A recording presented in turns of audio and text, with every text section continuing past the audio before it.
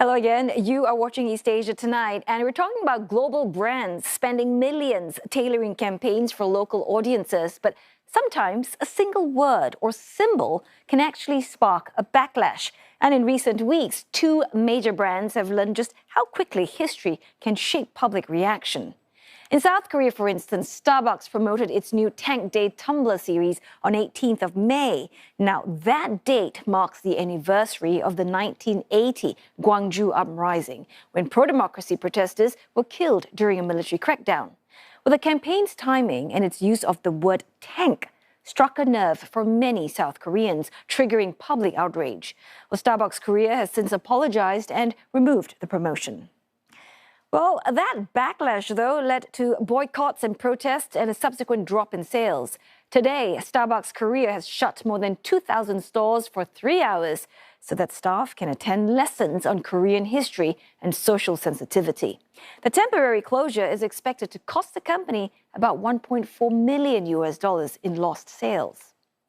Now, a similar controversy unfolded in China. Sportswear brand Lululemon organized a promotional event at the Great Wall, and it featured a drum that critics said resembled a Japanese taiko drum rather than a traditional Chinese one.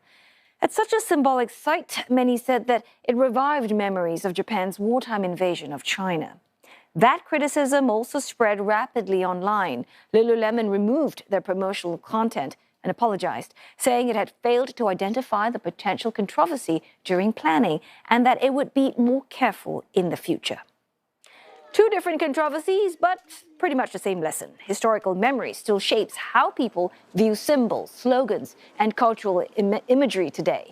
So why do certain images remain so sensitive decades later? Well, for more, I'm going to bring in CNA senior correspondents Lim Yun-suk in Seoul, as well as Guan in Shanghai. And let's just kick things off with you first, Yun-suk. That Starbucks backlash rooted very much in a different historical context. But why are references linked to South Korea's democracy movement so sensitive after so many years? Well, I think to understand why this struck such a nerve here in South Korea, I think you have to remember that South Korea's democracy is still relatively young. And it wasn't won, gradually through political reform, but it was fought for through years and decades of protests and sacrifice. And, many who lived through that period are still alive today. Even I remember coming back to Seoul during my summer holidays while studying in the U.S. in the 1980s, and I don't remember a single day without protests out in the streets and riot police firing tear gas. And that's why these aren't just, historical events. They're living memories for millions of South Koreans here. And then there was that slogan, "Put it on the table," with the sound of tak.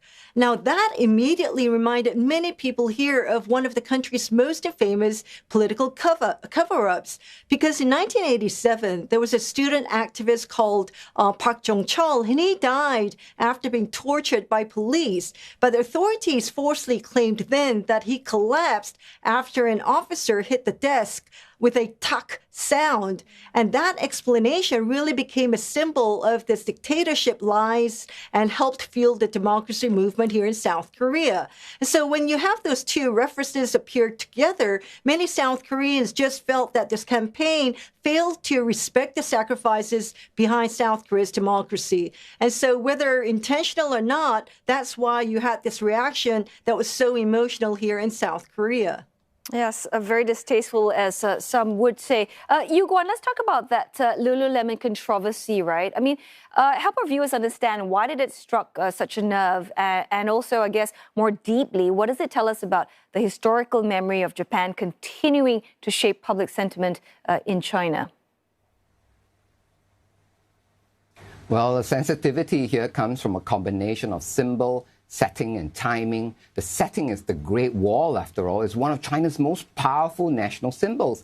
And it comes at a time when China-Japan relations are already under strain over Prime Minister Takaichi's remarks that any attack on Taiwan would threaten Japan's security. What's more, you must remember that memories of Japan's brutality during World War II is very much still alive in China. I mean, I personally have experienced, seeing parents bring children as young as just toddlers to the museums like about the Nanjing massacre or even about human experiments in Harbin. So these memories are very much alive. So the backlash is really not about whether Lululemon intended to offend, but it's also whether a global brand had done its homework when trying to leverage on a powerful Chinese symbol for its marketing. And here's what an expert has to say about this.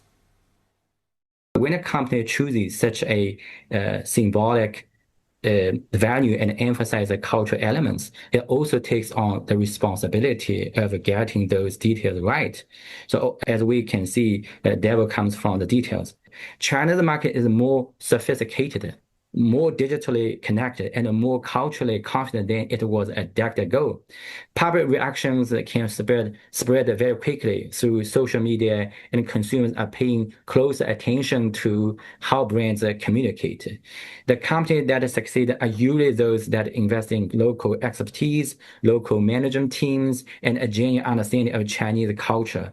So in today's world, a multinational company must be globally consistent, but locally intelligent, global consistency, plus local intelligence. This is like a secret sauce. So for global brands in China, cultural sensitivity is no longer optional. It's part of business risk management and also a requirement for commercial success. Oteli? Now, Yoon-suk, what's also surprising was just how quickly the Starbucks controversy actually blew up and, was taken up by these politicians, civic groups, as well as mainstream media. Well, yes, that's right. And, what really stood out wasn't just this backlash, but it was really how quickly this online controversy became a national issue. And it really all started with the social media, where users quickly connected this campaign to South Korea's democracy movement. And as those online posts spread, the mainstream media picked up the story, bringing it to this wider audience. And then you had the politicians, the civic groups, and all the democracy activists all weighing in, and they were all arguing that this campaign showed a lack of understanding of one of South Korea's most painful history. And even President Lee Jae-myung, publicly criticized this incident. And you also had the government agencies and the public institutions start to distance themselves from Starbucks. And that matters because here in South Korea, this democracy movement isn't viewed simply as, something history, something in the past, because it is being seen as the foundation of South Korea and the people, the people live in this country today. So once this controversy became associated with that history, expectations changed. You had South Koreans expecting this company not only to apologize, but also to show that it understood why South Koreans were offended. And that's why Starbucks Korea, responded.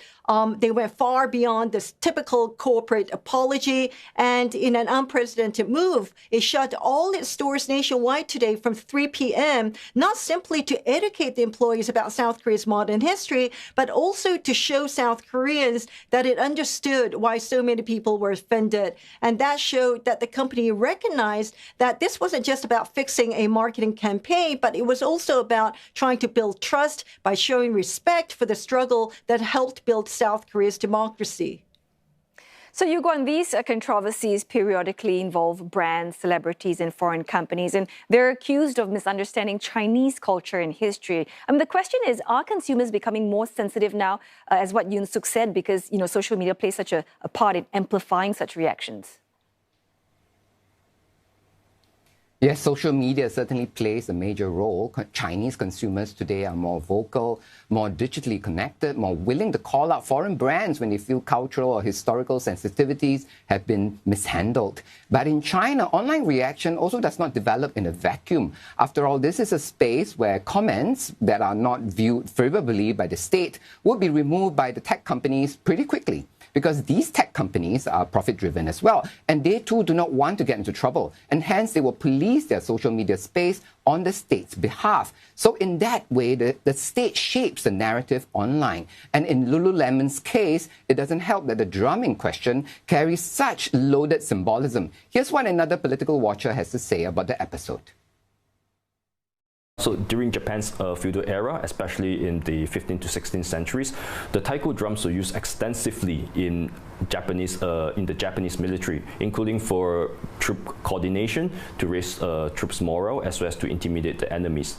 So considering the fact that Sino-Japanese relations have hit its lowest ebb in recent years, especially with PM Sanae Takaichi's leadership ascension, any hawkish signals pertaining to Taiwan as well as the Japanese self-defense forces will be viewed with an even heightened sensitivity in China.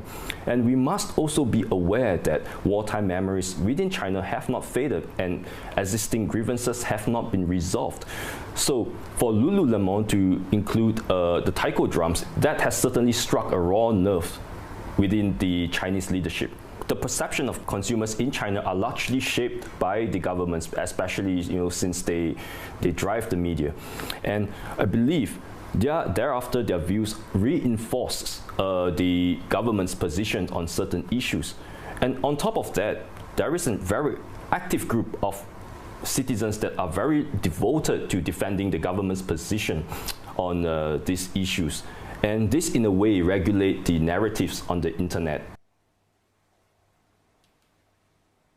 And we're seeing this, shaping of the narrative offline as well. It showed up at the Shanghai International Film Festival, which just closed over the weekend for this year's festival. It was what the audiences here didn't get to see that really made the headlines abroad. For the first time in 20 years, there was no Japan Film Week. Much to the disappointment of some film buffs we spoke to. You can catch the report on YouTube or CNA.Asia. Now, ahead of the film festival, we also saw the chill affecting another movie, Demon Slayer movie. A few months earlier, it earned roughly $100 million at the box office in China. That's a strong run, stronger than, say, like Jurassic World or Mission Impossible's final sequel. And yet it ended its theatrical run in early December last year without an extension.